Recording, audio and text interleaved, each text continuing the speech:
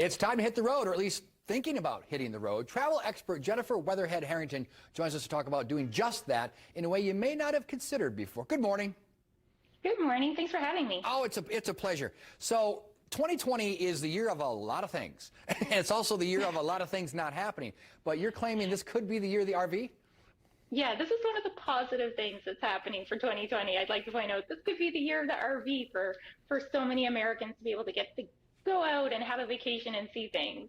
Now, I know a little bit about RVing. I have some friends who are in the industry. One of the things I found surprising is a lot of people stereotype anyone that uses an RV would be like grandma and grandpa puttering around campgrounds, things like that. It's actually trending younger, isn't it?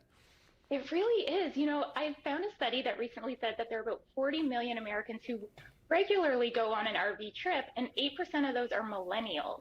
So it is definitely skewing a bit younger, and there's a reason why there's 6 million views for the hashtag van life, because younger people are doing this, right? So that's proof. Social media is proof these days. So what is it about RVing, if I can use that as a verb, that's so appealing?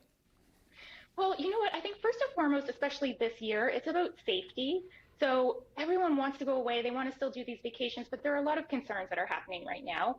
And so RVing gives you that opportunity to get out and explore and go as a family, as a bigger group, but not have as many touch points along the way. So you don't have to worry about flights and airports and going to hotels. You can have everything with you. You can make your own food. So safety is definitely a big factor there. Also, you can see that you can take all your gear with you. You can take your pets with you. It's not a big hassle to do those kinds of things. And it's an opportunity for you to drive around and see things in your own backyard, which is something I think everyone is kind of into these days. Now, I know some friends who are hardcore RVers. They like the fact that they know where they're going to be sleeping. They know the amenities they have because they're taking them with them. They don't have any of that guesswork of going to making reservations somewhere and having it not be exactly what they expected. If someone is considering RVing for the first time, you got some tips for making it an easier process, streamlining it for them, things to consider? Yeah, so there's a really great resource. I like to use GoRVing.com because it's a really great spot to kind of help you plan out your trip. It goes through all of the things that you would need to know for your first time RV trip, all the essentials that you would need. It will give you trip ideas, places to go, even maps, and a lot of users actually contribute to that too. So make sure you check out their blog. It's a really good spot. But also, don't be afraid of doing RVing because a lot of RV rental companies come with the RV fully stocked. You'll have games and all the kitchen equipment and camping gear that you kind of need.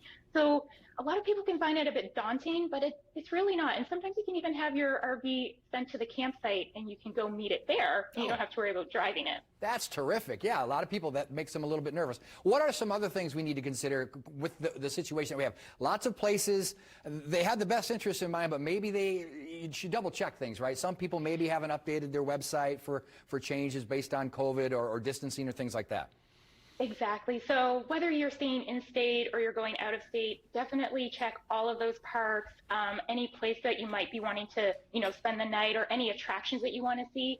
Make sure you double check and see what their restrictions are. And some of them may not be allowing as many people or campers to come in. Some of them may still be closed. Some states still have quarantine issues and that kind of thing. So you want to double check all of those things by checking out the government website, or at the last resort, you can always call. Because like you said, sometimes it's not always updated, so you want to make sure that you're super positive and sure that it's going to be good before you head out on the road.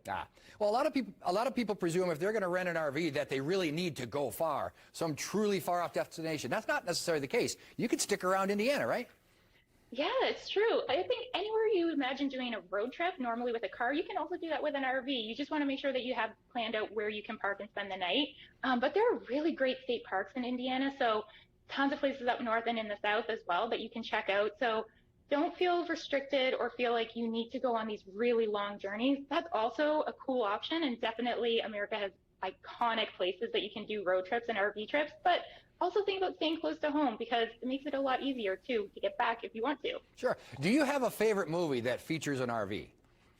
Oh gosh. You know what? It doesn't feature an RV, but one of my favorite road trip movies are definitely National Lampoon. Sure. Because well, you get that song in your head, right? I know, and anything and everything that could go wrong goes wrong.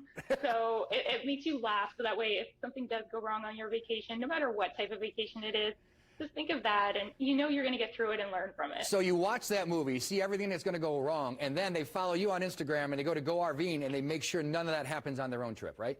Exactly, exactly. Do that as prep, and then go to GoRVing.com, and then you'll be set. Jennifer, great to talk to you. Great tips. Thank you so much. Have a safe summer. Thanks, you too.